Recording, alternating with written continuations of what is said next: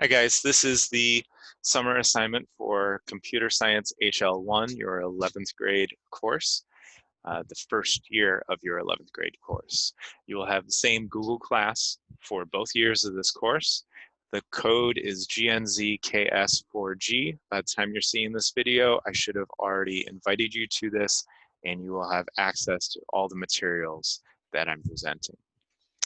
So in order to maintain your Python skills, which you work so hard to gain, in order to maintain those skills for the summer, I'm asking you to come up with a project of your choice. It's wide open. I do give you some ideas, but I do want to keep this wide open. This project can be a game, tool, beginning of an app, or an idea from the list that I am providing you on Google Classroom.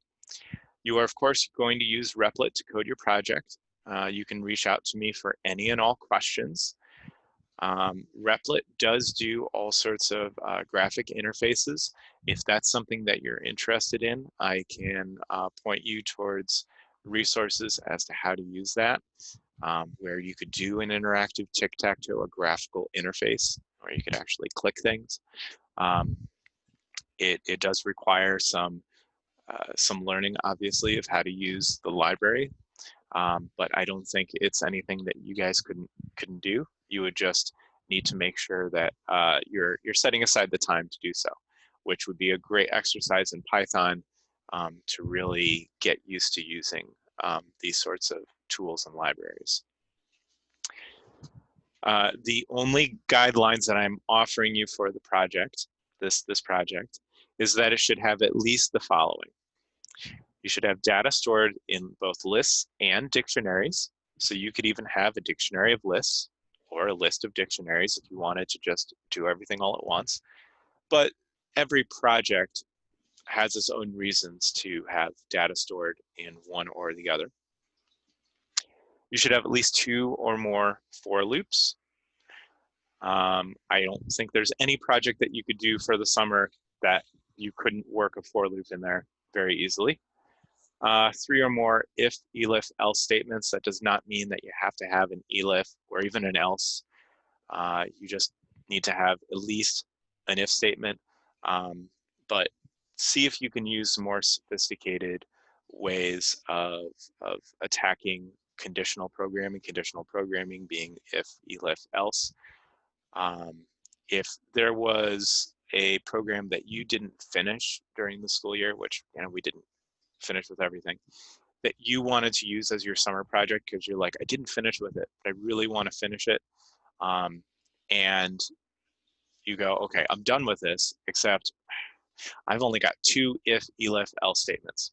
We'll add some more functionality to it so that you end up meeting these requirements.